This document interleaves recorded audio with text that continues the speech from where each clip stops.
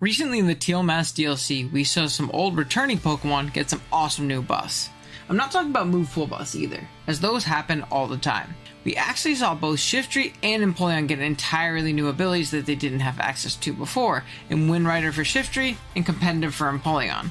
This doesn't happen often, but every once in a while, Game Freak will either give a Pokemon a new ability in between generations, or even just a slight stat increase. In today's video, we'll go over some of these instances and highlight awesome buffs that Pokemon have received. Keep in mind we're only looking at abilities and stats, not move pool additions.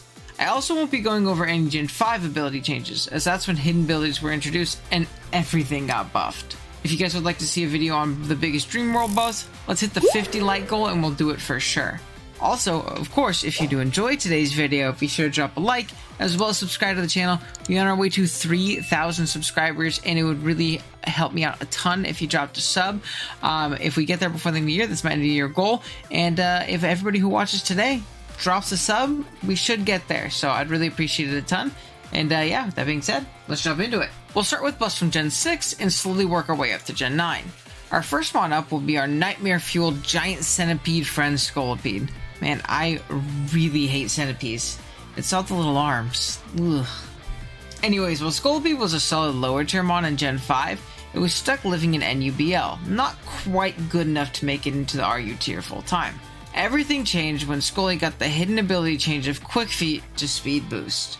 Speed Boost is an incredible ability, previous propelling mediocre Pokemon like Blaziken from UU, RU-ish level to Uber status. Scolipede also had the perfect toolkit to take advantage of such a solid ability. It was already incredibly fast, rocking a solid base 112 speed stat. Being able to outspeed base 110 and below Scarfers by simply clicking the move Protect was pretty incredible. On top of that, it could use the ability in 3 great ways. Mode number 1 would be Hazard Stack. With a Focus Sash, Scolipede could all but ensure 2 layers of hazards in some combination of spikes and toxic spikes. There was also the ability to endeavor down a big threat that might have brought you down to your Focus Sash, getting a layer of hazards and a removal of something you didn't deal with very well. This made Scolipede a staple on a ton of hyper offense teams that really appreciate the instant hazards that Scolipede offered. Second was a Swords Dancing Sweeper. Hazard Stack wasn't the only way Scolipede fit onto offense. When a team was sufficiently chipped down with a combination of Swords Dance, and then 3 of either Poison Jab, Mega Horn, Earthquake, Aqua Tail, or Superpower, it could easily mop up a team. You were never revenge killing or outspeeding Scolipede when it got boosted, so you had to hope you either killed it before it set up, or you had a Pokemon that lived a +2 hit and could revenge from there. There's for sure some options that could do so, but keeping them healthy throughout the game is easier said than done. The last way Scolipede abused its ability was Baton Pass. Scully could now Speed Boost and Swords Dance for not only its own sweep.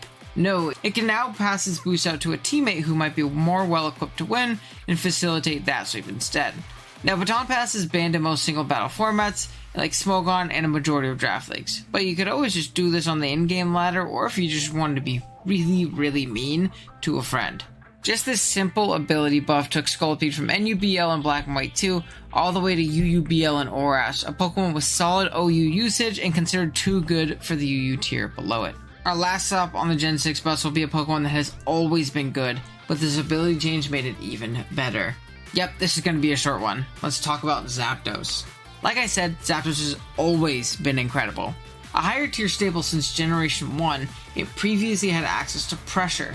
Not the flashiest ability, but on a defensive Pokemon like Zapdos, it could very often be used to PP stall opponents out of attacking moves with low PP, like let's say Fire Blast. In Generation 5, it was coded for Zapdos to get Lightning Rod as a hidden ability. Now, Lightning Rod is very solid, gaining an immunity that's already great, but Lightning Rod also gives a special attack increase. Unfortunately, this ability was never released during the Black and White era.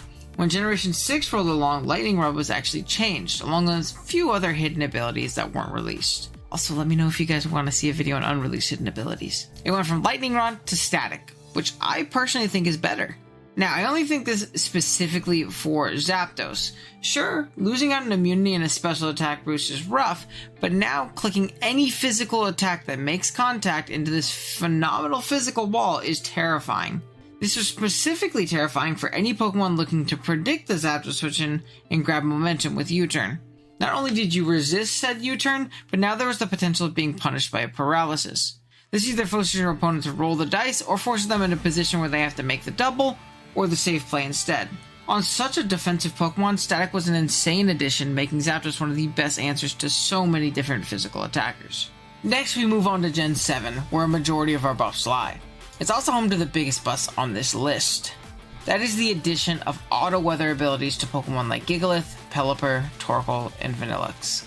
Weather has always been a popular strategy in competitive Pokemon. However, the distribution of automatic weather abilities have been previously very limited, with Groudon and Ninetales for Sun, Kyogre and Politoed for Rain, and Tyranitar and Hippowdon for Sand, and then just Abomasnow for Hail.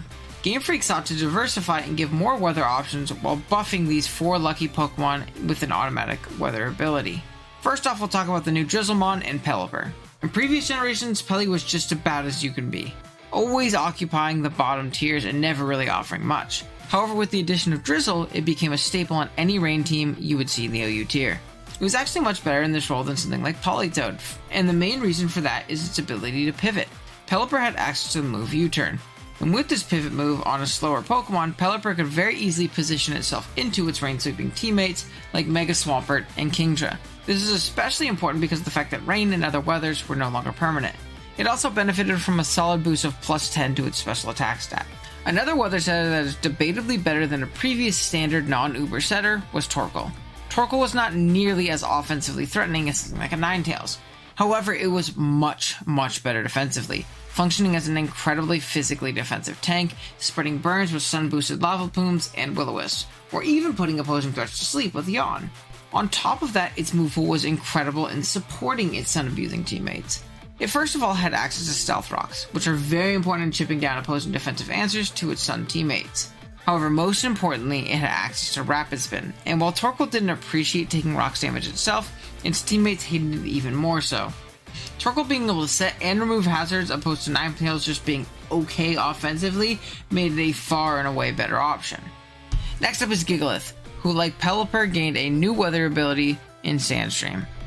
Now I won't lie to you, Gigalith was by far the worst of the 3 Sandsetters in standard singles play. However, it did make it a great option in lower tiers like RU, as monsters like Hippowdon and Tyranitar were never dropping below the tiers above. At least until Gen 9, but we won't talk about Gen 9 T-Tar.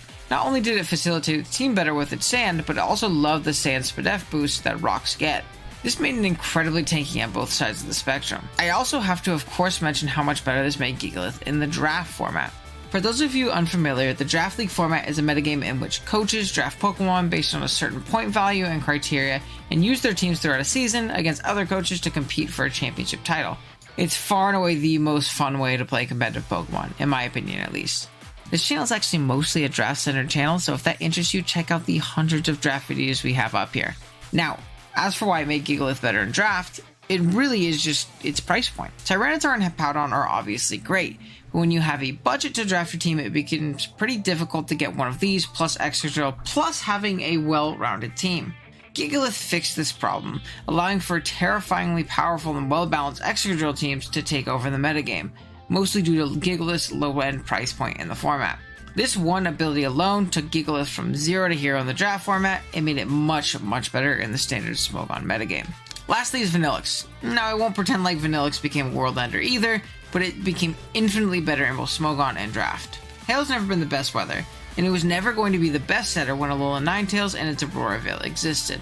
Instead, our Ice Cream friend became a menace in the lower tiers, and now threw off insanely powerful 100% accurate blizzards. Lower tiers aren't known for having the bulkiest Pokemon of all time, nor a ton of steel types to resist ice. There were some solid water types, but Vanillix also eventually got access to Freeze Dry, allowing it to bully bulky waters as well. On top of the lack of resistances, Hail, or Snow now, in previous generations actually did a small amount of chip damage to non-ice types like Sandstorm did with non-rock types.